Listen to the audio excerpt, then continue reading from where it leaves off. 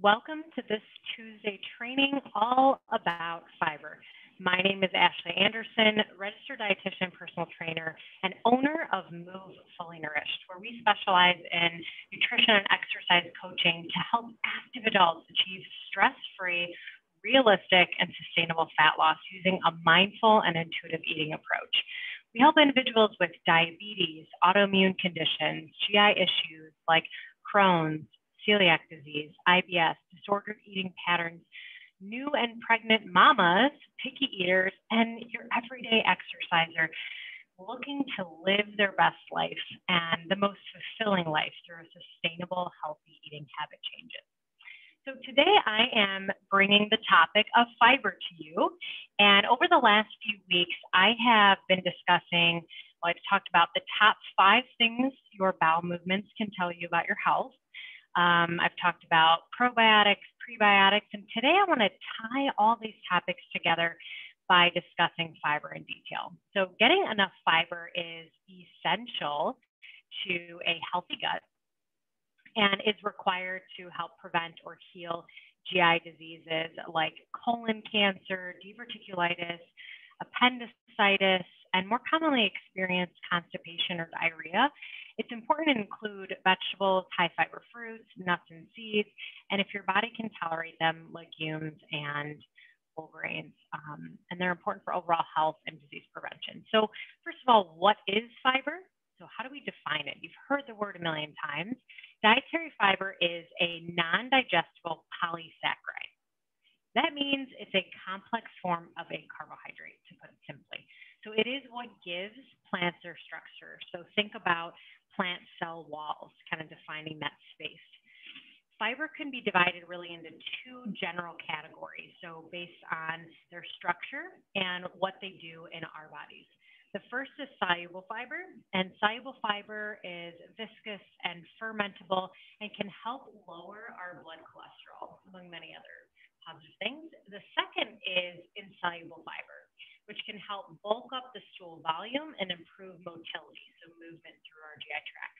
Why this is so important is so that our body has a fighting chance to really detox and pull out the things that are not necessary in our body. Consistent bowel movements are very important. So we need both types of fiber in our diet. And within these general groups between the soluble and insoluble fiber, there are many other types of dietary fiber. So there is beta-glucans, and beta-glucans are found in baker's yeast and some mushrooms, some grains, and some seaweed. Beta-glucans, the next one would be cellulose and hemicellulose. So this is, again, plant cell walls, especially plants with rigid structure like tree or bark or roots. The next one would be, we'll make her scroll down here. Okay, so fructans. Fructans is another form of fiber. So many vegetables and grains such as chicory, Jerusalem artichokes, barley, and alliums. And alliums are a group of really onion, leek, and garlic. They're in that same family. Gums like seaweed, barley bran, some tree saps and seeds. Lignans, which are plant cell walls. Again, just relating back to the structural components that we talked about beforehand and what is fiber. Non-digestible dextrins are plant starches, and sometimes we see them in alternative sugars or alcohols or things like that. Non-digestible oligosaccharides, so this is prebiotic fibers like inulin, you might see this on a label, or fructo or galacto-oligosaccharides. So fancy terms, but really it just means inulin, and you might see, again, fructans on a label. And some are like the galacto-oligosaccharides are derived from lactose in the milk. So that's an interesting form of fiber you wouldn't think is there. Small portion in that product. Pectins. So pectins are naturally in our fruits like apples, apricots, our guava, citrus fruits, and the peels are a very high source of pectin too, so about 30% by weight. Polydextrose is another one. So this is where it's synthesized from dextrose, so a form of sugar, again, going back to carbohydrates, and combined with citric acid and sorbitol, it's used as a starch replacer in like commercial food products. And then resistant starches. And resistant starches have a very important role and a very important place and often aren't talked about enough. So I want to highlight them here. So this would be seeds, legumes, whole grains, potato, corn, green bananas.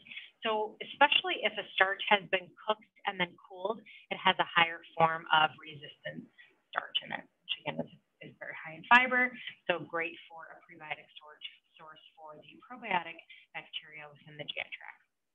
The typical American consumes about 15 grams of fiber per day. And mostly the other things are, or the reasons why that fiber intake is low is maybe because refined sugars are high, oil intake is high, dairy products are high, alcohol, and they contain no fiber, which can comprise someone's diet of about 48% of the diet, 48% of the energy in the standard American U.S. diet. So how much fiber do you actually need? The Institute of Medicine recommends between 19 and 38 is most of the well-researched range, depending upon your age and gender. A low fiber diet, and I'll kind of talk a little bit more details in between the difference between kids and adults later on, but a low fiber diet is associated with many health problems, including cardiovascular disease, high blood fats or lipids. Fiber helps to bind and eliminate body cholesterol and fats that are unnecessary in the body. Cholesterol could be a whole topic in itself, but I'm talking about the bad cholesterol and the cholesterol that is small and dense. The LDL cholesterol that, if we're looking at the particle size, is very small. If you've never had particle size testing done and you've always had LDL cholesterol that has been higher, I highly recommend speaking with your doctor about testing for particle size, because you may have high LDLs, but they could be light and fluffy. But cholesterol, so that's, again, a topic in itself. What are some other things that are associated with a low fiber diet? GI disorders, cancers, poor bowel function. Fiber keeps the GI tract clean and can ease constipation and diverticular disease.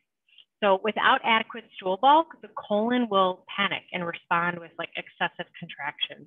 And this leads to the creation of diverticula, which are kind of like pockets or herniations of the mucosal layer within the colon, and creates really weak colon muscles and inflamed intestinal pouches.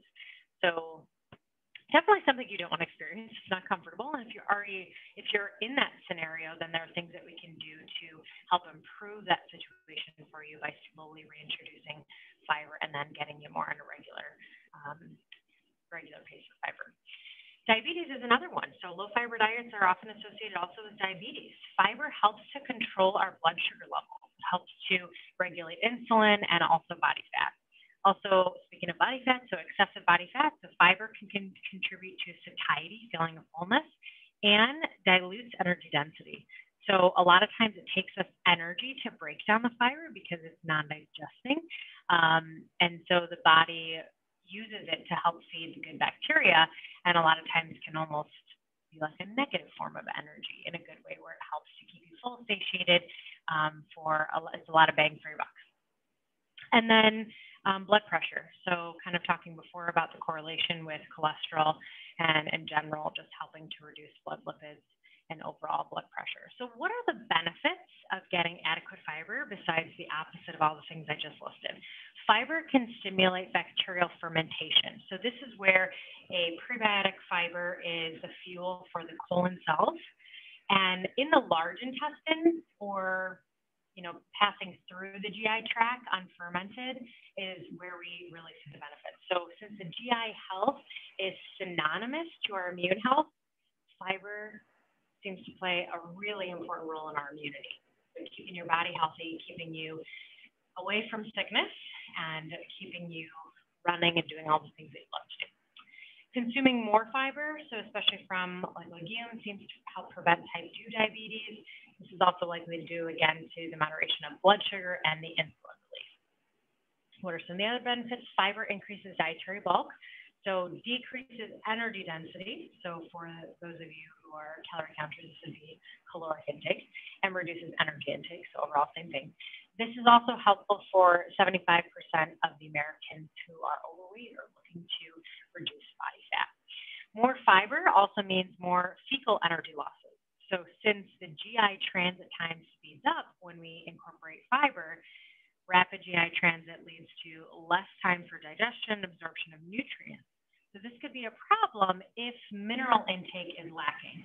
So if your diet isn't balanced and we don't have a wide variety of colors in your diet, and then all of a sudden you incorporate, this is like a temporary thing, but if you incorporate a bunch of fiber and minerals are lacking, it can actually, you can that absorption. So over time, you want to increase fiber gradually. So up to 32 grams of fiber each day, though, doesn't seem to diminish mineral balance in adults. So really, we're talking about really higher levels of fiber, or if you were completely depleted, less than 15 grams of fiber per day, and you added in a bulk all of a sudden, it would just be a little bit of a shock to the body. Resistant starches, like I mentioned before, like the cooked to cooled or the green bananas, they aren't broken down in the small intestine. They act as a fiber source in the large intestine. So legumes, going back to that example, are the big resistant starch sources, and nearly about 35% of legume starch escapes digestion because it's resistant to it, but it's a good thing. So American youth and adults are estimated to consume probably 8 grams max of resistant starch per day, but we really are looking to increase that level. So how do you go about making a change in your diet? So what can you do to start increasing fiber? So the first thing that you can do is eat more plants. You'll hear me say this a bunch: eat more high quality plants. Plant foods contain fiber naturally within their cell walls. The best sources are vegetables, fruits, nuts, and seeds. And then again, if you're someone who can tolerate legumes and whole grains, adequate fiber during use can also help reduce risk of cardiovascular disease, cancer, and diabetes. So fiber goals for kids: if children are 1 to 3 years of age, 19 grams of fiber. 1 to 3 years of age, 19 grams of fiber. And we talked about before, the average U.S. adult isn't even getting 15 grams. So those are the requirements for the youngins. Then obviously the requirements for adults are much higher. Children ages 4 to 8 are about 25 grams, so similar to some adult levels. And then boys, 9 to 13, so we're starting to get into more specifics of gender-wise here, 31 grams per day, and then for girls, 9 to 13, about 26. So you can see, obviously as you go up in age, you start to see those recommendations. So however, start slow, like what I mentioned before. Start slow with increasing your fiber, with increasing your daily fiber intake, because if you currently are on a 10 gram per day, and you increase it by, let's say, 5 grams every few days to allow your body time to adjust, that'll really be ideal. Because so fermentation of fiber and other non-digestible carbohydrates by bacteria in your colon can produce hydrogen, methane, and carbon dioxide gas. So this can lead to distension, gas, bloating, that type of stuff. So if you do it slowly, gradually, you'll reduce those symptoms and have a little bit more of a comfortable experience, and also allow your body a chance to make that adjustment so that we're making sure that your body is still taking in minerals at the same time that we're taking in more fiber. So many people are intolerant to some fibers. So I should mention this as well, like grains and legumes. There is evidence that lectins in grains and beans and legumes can cause health problems for some people because they can affect the lining of the gut. So there's a lot to be said about this topic too, but if you're worried about that, or that is you, then what I would recommend is really, really soaking. So not buying canned beans, but buying fresh, let's say chickpeas, and soaking them overnight, soaking them, rinsing them really well, soaking them again, rinsing them really well, and then cooking them for a long period of time, almost until they turn to mush. And then see how your body feels when you have a serving, or even just like a quarter cup, and see how that feels. So there is also, though, on the other side, evidence that prebiotic sources such as inulin and glucosamine can help with inflammatory bowel disorders. So 2 things to kind of look up: inulin and glucosamine. If you have inflammatory bowel symptoms, you want to look over your fiber sources, and then we're aiming for a higher dose. So women aiming for at least 30 grams of fiber per day, and men aiming for about 40 grams of fiber per day. So this is really kind of going above the recommendations of about 38 grams from the Institute of Medicine. But again, this is more of like in a healing process. If you've had inflammatory bowel diseases, you're working your way up to that level. Also, make sure to drink enough water because as I always tell my clients, where fiber goes, water flows, and they need each other, and you need both of them. So if you are looking for help along your journey and assistance navigating through your nutrition changes to live your best life, head over to movefully-nourished.com to apply now for one-on-one nutrition coaching with our team. Again, my name is Ashley Anderson. It's been a pleasure talking to you more about fiber today. If you have any questions, you can always comment in the post below. Have a great rest of your day.